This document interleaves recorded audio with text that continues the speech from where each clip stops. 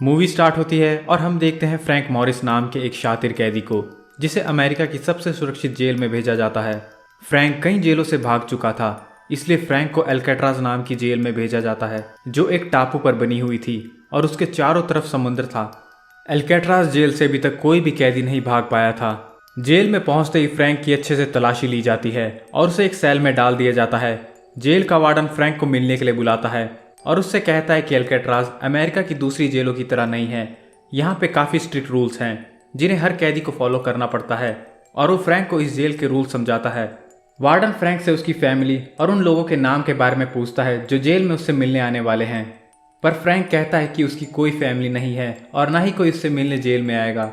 Warden Frank को बताता है कि जितने भी कैदियों ने एल्केट्राज से भागने की कोशिश की थी वो या तो समंदर में डूबकर मर गए थे या गार्ड्स के हाथों मारे गए थे।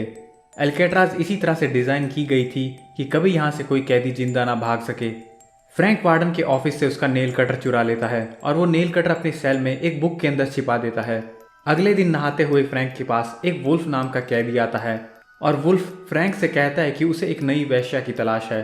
दरअसल वुल्फ की बुरी नज़र फ्रैंक पर थी, पर यह सुनकर फ्रैंक वुल्फ की बुरी तरह से पिटाई करता है। जेल में एक लाइब्रेरी भी थी और वहाँ पर फ्रैंक को काम करने के लिए बुलाया जाता है।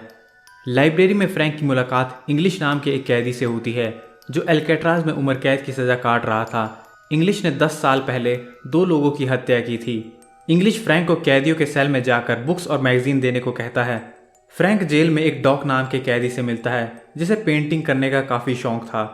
डॉक फ्रैंक से कहता है कि वुल्फ तुमसे बदला जरूर लेगा, इसलिए तुम्हें हमेशा चौकन्ना रहना चाहिए। फ्रैंक इंग्लिश के पास जाता है और उससे पूछता है कि क्या सच में इस जेल से आज तक कोई नहीं भाग पाया है। इंग्लिश कहता है कि इस जेल से कई कैदियों ने भागने की कोशिश की थी, पर कोई भी कैदी जिंदा नहीं बच सका। इस जेल के सेल काफ़ी मजबूत हैं जिन्हें तोड़ना और उनमें सुरंग करना काफ़ी मुश्किल है। एल्केट्राज जेल के चारों तरफ 2 किलोमीटर तक सिर्फ समंदर है जिसे तैर कर पार करना मुश्किल है। जेल में एक दिन में 12 बार कैदियों की गिनती की जाती थी। एक ऑफिसर फ्रैंक को जेल में बनी कारपेंटर की शॉप में काम करने को कहता है। ब्रेक के दौरान जब फ्रैंक डॉक से बात कर रहा था तभी वुल्फ उसकी तरफ बढ़ता है। डॉक फ्रैंक को सचेत कर देता है कि वुल्फ उसकी तरफ आ रहा है। वुल्फ चाकू से फ्रैंक पर हमला करता है, पर फ्रैंक अपनी जैकेट की मदद से चाकू से बचता है और गार्ड्स वुल्फ और फ्रैंक को रोकते हैं।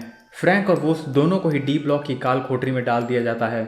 जब फ्रैंक काल कोठरी से वापस आता है तभी उसके बगल वाली सेल में एक चार्ली नाम का एक नया कैदी आता है जिसकी दोस्ती फ्रैंक से हो जाती है। एक दिन वार्डन डॉक के सेल में जाकर उसकी पेंटिंग्स को देखता है। डॉक वार्डन की पेंटिंग बना रहा था। वार्डन को वो पेंटिंग पसंद नहीं आती, इसलिए वो डॉक की पेंटिंग्स का सारा सामान उससे ले लेता है। इस बात से डॉक काफ़ी परेशान हो जाता है। फ्रैंक गार्ड को कहता है कि डॉक काफ़ी परेशान लग रहा है, कृपया आप उस पर नज़र रखें। पर गार्ड कहता है कि इस जेल में सभी कैदी परेशान हैं। थोड़ी देर बाद डॉक कुल्हाड़ी से अपनी उंगलियां काट लेता है। फ्रैंक को जेल में उसके पुराने दोस्त जॉन और क्लेरेंस मिलते हैं। ये दोनों भी जेल से भागने में माहिर थे, इसीलिए इन्हें एल्केट्राज जेल में भेजा गया था। फ्रैंक देखता है कि उसके सेल में जो ग्रिल लगी थी उसके आसपास की सीमेंट काफ़ी कमज़ोर हो चुकी है और फ्रैंक के दिमाग में वहाँ से भागने का एक आइडिया आता है। चार्ली फ्रैंक को बताता है कि उसे कार चोरी करने के केस में एल्केट्राज में भेजा गया था। तभी चार्ली और इंग्लिश से मिलने जेल में कोई आता है। इंग्लिश से मिलने उसकी बेटी आती है जो उसे बताती है कि उसकी शादी एक गोरे आदमी के साथ होने वाली है। चार्ली से मिलने उसकी पत्नी आती है जो उसे बताती है कि उसकी माँ की मौत कुछ महीने बाद होने वाली है, वो काफ़ी बीमार है। इस बात से चार्ली काफ़ी परेशान हो जाता है। चार्ली फ्रैंक को बताता है कि अगर वो कभी भी इस जेल से भागने के बारे में कोई प्लान करे तो वो उसे ज़रूर उस प्लान में शामिल करे। फ्रैंक अपने साथियों से कहता है कि उसके पास यहाँ से भागने का एक प्लान है। फ्रैंक बताता है कि जेल की दीवारें काफ़ी पुरानी और कमज़ोर हो गई है। ये लोग अपने सेल में लगी ग्रिल को खोद कर वहाँ से हटा सकते हैं और वहाँ से छत पर जा सकते हैं। फ्रैंक का प्लान था कि ये लोग रात को अपने सेल से गिनती होने के बाद निकलेंगे और छत से होते हुए समंदर में चले जाएंगे। इस काम को करने के लिए इन्हें कुछ पुतले बनाने थे जो ये लोग रात को अपने बेड पर रख सके ताकि गार्ड्स को लगे कि ये लोग सो रहे हैं। समंदर को पार करने के लिए ये लोग रेनकोट का इस्तेमाल करने वाले थे। ये लोग रेनकोट से एक राफ्ट बनाने वाले थे जिसे पकड़कर ये लोग तैर कर समुद्र को पार करने वाले थे। क्लैरेंस कपड़ों की दुकान में काम करता था, इसलिए वो बड़ी आसानी से रेनकोट इन्हें ला कर दे देता है। फ्रैंक चार्ली को गार्ड पर नजर रखने के लिए कहता है और वो खुद दीवार को खुरचने लगता है। फ्रैंक को नेल कटर से दीवार खुरचने में काफ़ी प्रॉब्लम हो रही थी, इसलिए वो बड़ी चालाकी से खाना खाते वक्त 2 चम्मच उठा लेता है और 1 चम्मच अपने साथ सेल में ले जाता है। सेल में फ्रैंक चम्मच के आगे नेल कटर का क्लिप लगाता है ताकि वो दीवार आसानी से खुरच सके।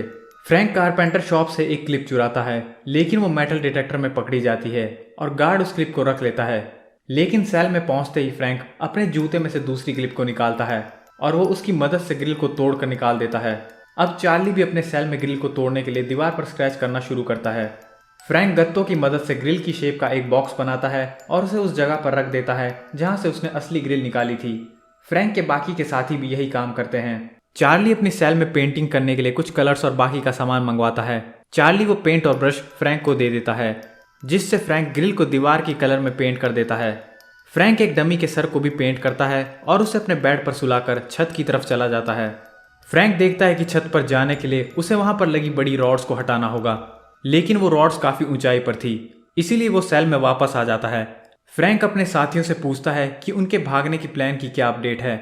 जॉन और क्लियरेंस बताते हैं कि उन्होंने अपने ग्रिल को काट लिया है और बस अब डमीज को तैयार करना है, पर चार्ली कहता है कि वो अभी तक काम शुरू नहीं कर पाया है। फ्रैंक जॉन को उसके साथ रात को वेंटिलेटर में आने को कहता है। ये दोनों अपने साथ रेनकोट पे ले जाते हैं और उन्हें वहीं पर छुपा कर रख देते हैं। फ्रैंक देखता है कि छत पर लगी रॉड्स काफी मोटी है और उन्हें काटने के लिए उन्हें एक ड्रिल की जरूरत होगी। फ्रैंक के पास ड्रिल लेने का एक आइडिया आता है और वो लिटमस को ड्रिल चोरी करने को कहता है। लिटमस फ्रैंक को वो ड्रिल देने को तैयार हो जाता है। फ्रैंक उस ड्रिल और एक लाइट को लेकर वेंटिलेटर में जाता है और उस ड्रिल की मदद से उन स्क्रूज को खोल देता है जो छत पर पहुंचने वाले रास्ते के दरवाजे में लगे हुए थे। फ्रैंक डिसाइड करता है कि वो ट्यूसडे को इस जेल से भागने वाले हैं। जेल के वार्डन को फ्रैंक पर शक हो जाता है, इसलिए वो उसके सेल में इंस्पेक्शन करने के लिए आता है। फ्रैंक के सेल के अंदर वार्डन को कुछ भी नहीं मिलता और वो नकली ग्रिल भी अपनी जगह पर बनी रहती है। वार्डन को अब भी फ्रैंक पर शक था, इसलिए वो फ्रैंक और चार्ली को अलग करने को कहता है। फ्रैंक का सेल बदलने में कुछ टाइम लगने वाला था और ये काम ट्यूसडे की सुबह को फिक्स किया जाता है। अगले दिन वुल्फ को काल कोठरी से बाहर निकाल दिया जाता है। वुल्फ फ्रैंक से कहता है कि वो मौका मिलते ही उसे मार डालेगा, इसीलिए फ्रैंक कहता है कि वो ट्यूसडे की जगह आज ही जेल से भागने वाले हैं।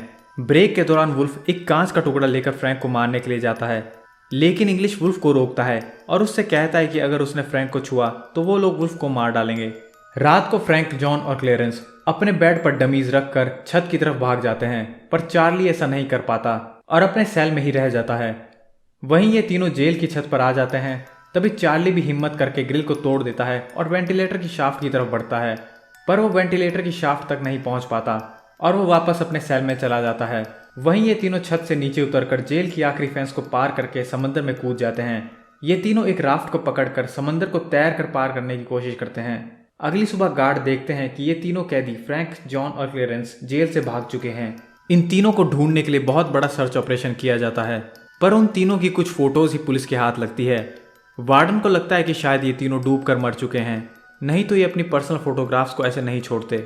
लेकिन एक पुलिस ऑफिसर कहता है कि शायद हो सकता है कि ये फोटोज उन्होंने जानबूझकर छोड़ी हो, ताकि पुलिस को लगे इनकी मौत हो गई है और उन्हें ढूंढने का सर्च ऑपरेशन पुलिस बंद कर दे।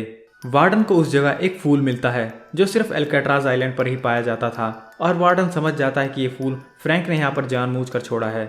इसके बाद हमें बताया जाता है कि फ्रैंक, क्लेरेंस और जॉन को ढूंढने के लिए काफी बड़ा सर्च ऑपरेशन किया गया था, पर उन तीनों की ना तो डेड बॉडीज मिली और ना ही कोई खबर। इस घटना के 1 साल बाद एल्काट्राज जेल को भी बंद कर दिया जाता है।